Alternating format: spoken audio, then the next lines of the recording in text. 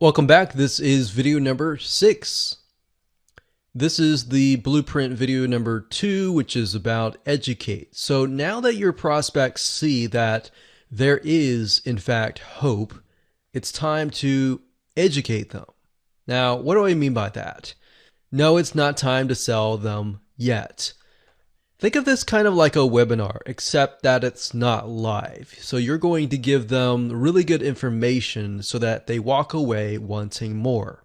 Your goal is to merely shed light that there is hope and then continue to break their walls and objections. Now, all prospects have a reason why they feel that there is no solution.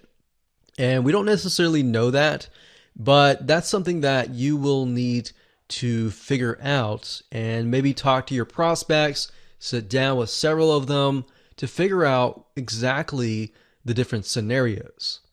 Now, it is, of course, your goal to figure out what those objections are. So like I said, sit down with them and try to jot down what their common questions are and what are the common objections that they have. Another good way to do this is to talk to your customers, those who may have already purchased your product. If that is not the case, you can't really do that. But if that is the case, then you can sit down with them and say, what were your objections before you bought my product or service? And then once you bought my product and service, how did those objections change? So you should already know this, but if you don't, one secret that I can tell you and one shortcut is to take a look at your customer support help desk. Look carefully into the people who complain the most. Now, what I mean by complain is constructive criticism, not the people that just whine and complain and scream and pout, but rather the people that have valid constructive criticism. Think of those people. Oftentimes, these people are asking the very same questions that other people are asking too. Maybe oftentimes 1 out of 100 or 1 out of 1,000 are very vocal and they're giving valid constructive criticism. But the other 999 people, or how many other people, are not voicing them out loud. They're just thinking of it and they're leaving. So what you want to do in the beginning, of course, to make sure that it flows correctly, is to connect the previous video by kind of giving a recap of what you talked about in video number 1, which is the motivational video. You got to remember that people will forget what you taught earlier. So you want to briefly discuss what you'll be talking about in this video. And then after that, you want to give another recap of the opportunity or the benefit that you promised in the prior video. And then you want to give a recap of the story that you told. You want to keep this short, of course, so that they are going to remember the hope that you promised them. Now, there's still going to be a little bit of skepticism in there. So you want to make sure that you back up this hope with proof. So you can do that in several ways. You can demonstrate your results in an educational format, not a salesy way, via a case study.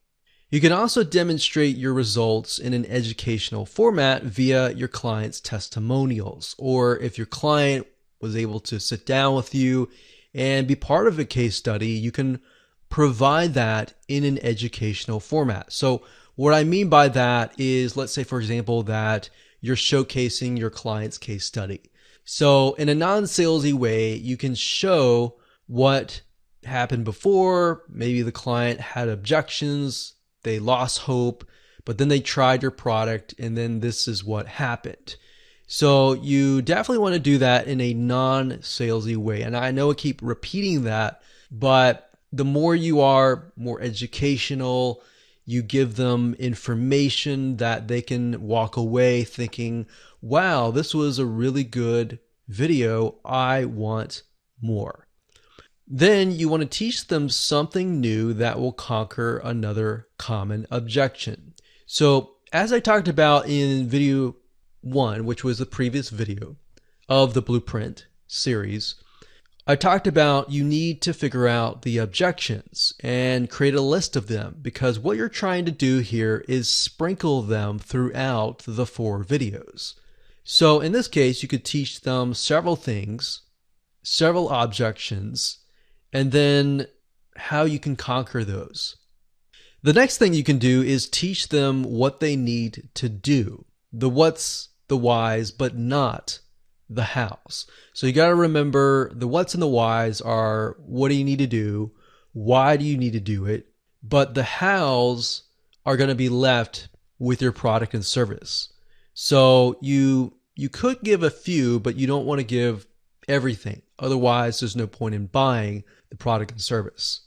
So give them the what's, the whys, not the hows, on how to overcome another objection.